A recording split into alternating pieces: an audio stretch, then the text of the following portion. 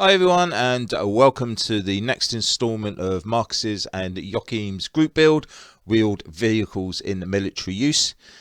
In this episode we're going to be looking at the further conversion of Airfix's 1/35th scale Austin K2 into the one that was used in the film Ice Cold in Alex, better known as KATY. Now, this Airfix kit ain't going to win any awards, however it could get rewarded for having the most injector marks ever in a kit. I've never known so many, so be prepared to do a lot of filling, a lot of scraping using the PE scraper here, a lot of sanding down to get rid of the injector marks. Now annoyingly a lot of these are on show, so you've got to do a good job, otherwise it will come through on the paintwork.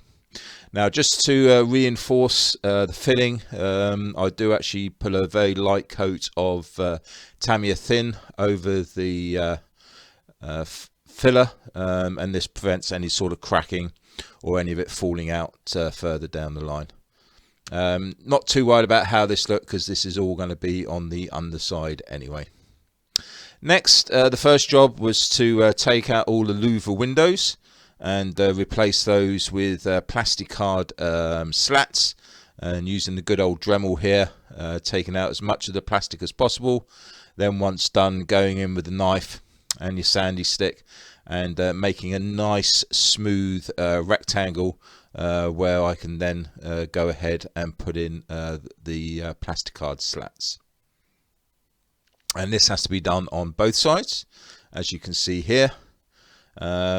Very pleased with how this came out, because it is a bit of a pain in the backside to do slats. And as you can see, I'm using the RP Tools cutter here, which is ideal for thin strips like what we were using here on this project. So as you can see, those injector marks are in full view, but hopefully once painted they will all disappear. Now, looking at the back side of the panel, as you can see here from the film, the light is rather large, so that had to be taken off the original kit and replaced with a bit of plastic card and another light source. Other detailing here, as you can see, there's some bolt heads on the right hand side. There's a few latches, there's an actual panel by the handle. There needed to be put a frame around the window as well, and some hinges. So quite a lot of work needed to be done to make it look like the one in the film. Now, I used the PE set from Eduard for the bottom part, for the buckles and for the belts. So I was really pleased with how that all came out, and it was certainly looking more the part, and I was very pleased to do that side. And then on this side we had to change the handle, again the door frame, and there was a couple of magazine holders to be done as well. So with that complete, I now turn my attention to the other side. These are the magazine holders, and there's two of them all together.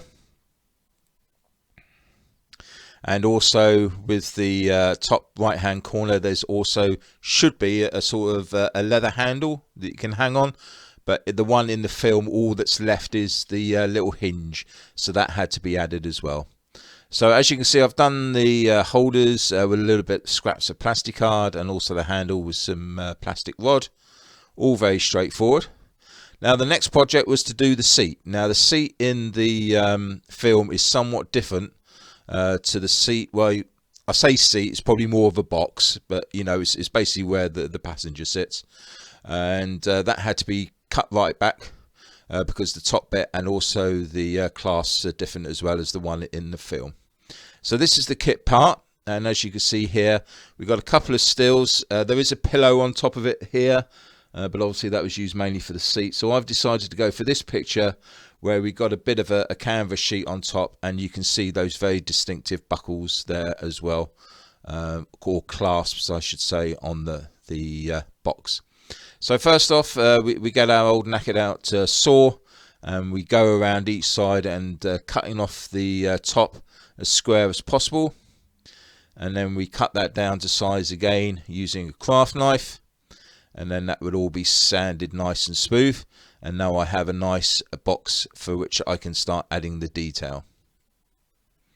So first of all, there is a little rim going all the way around the top of the box.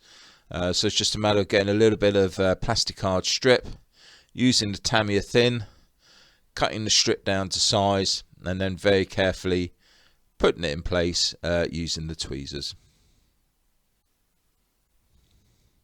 Now this only has to be done on the 3 sides because the rear side is actually the hinge for the lid of the actual box itself.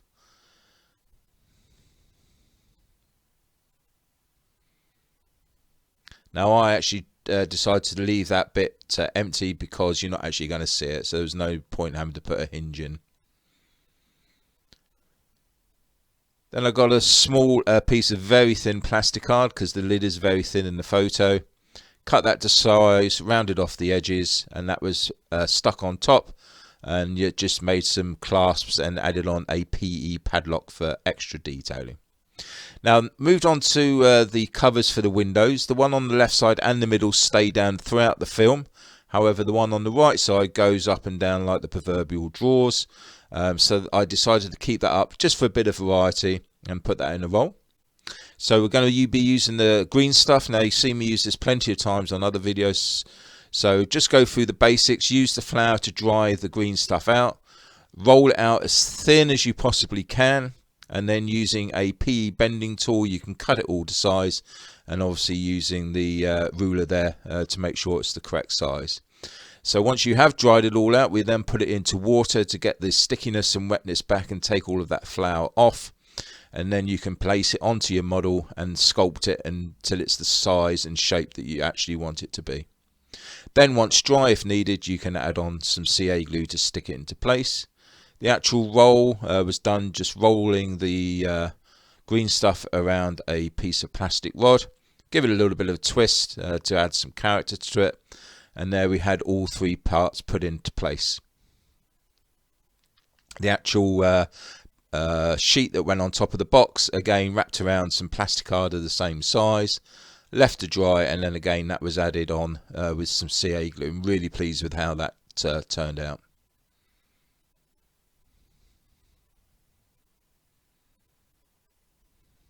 Now as far as the spare wheel goes, there is the Airfix kit part to keep it in place. Not the best of detail, so we took that out, we filled it in the holes with some filler, and then we used the Eduard set that provided a lovely PE part, which was a lot more with the actual original part. But as you can see, there were 8 rivets that needed to be done, so using the RP tool, punch and die set, and some pewter strip, we made those rivets and stuck that all into place along with the clasp at the bottom there, and I was really pleased again with how that turned out. Put a little bit of a light switch in, we put that little PE hinge in there as well. As you can see, I put a couple of strips on the top roll, little bung cover there as well, some detailing on both sides, PE from the Eduard set and also for the foot pedals. So all in all, it was all heading in the right direction. So I'll just leave you some photos here before we move on to the next stage.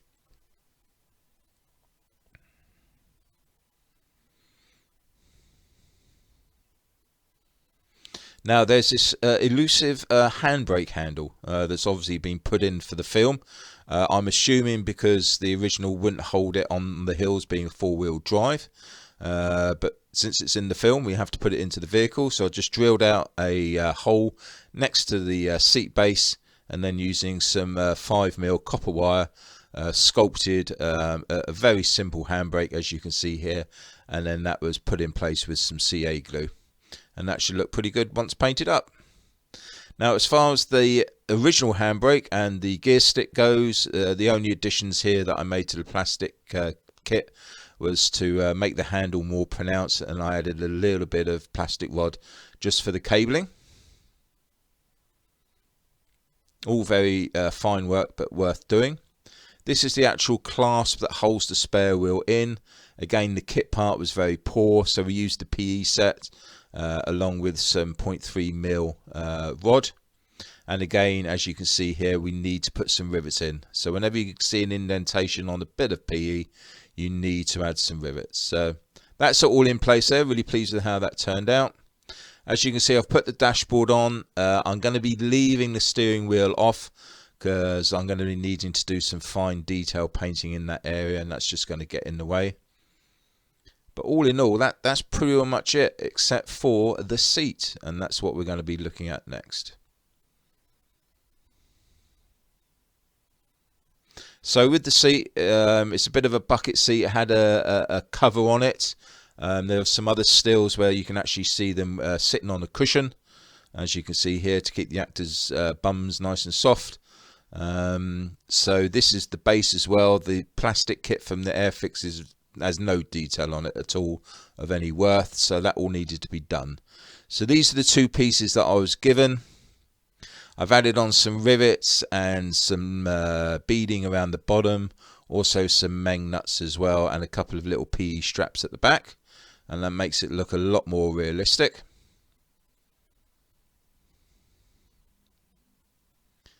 While I'm just showing you around here, I also added on, as you can see, the green stuff for the actual cover itself, and also fashioned a little cushion. Once that was all dry, it was all sanded back and shaped, and also I added in some sort of creases and grooves, as you can see there, to add a bit of realism. So really pleased with how that was now looking, a lot better than the original, and much more like what was in the vehicle itself. So there we have it, everyone. That's the interior of the cab done. I've put the spare wheel in just so you can see how it all fits together. And next time we'll be looking at the actual back end itself, exterior and interior. So I'll just leave you some off-scene shots, photos that are taken, and it just leaves me to say thank you very much indeed for popping in, for continuing your support of this build. It's proving very popular. Massive thank you to all of my subscribers, old and new, and happy modelling, everybody.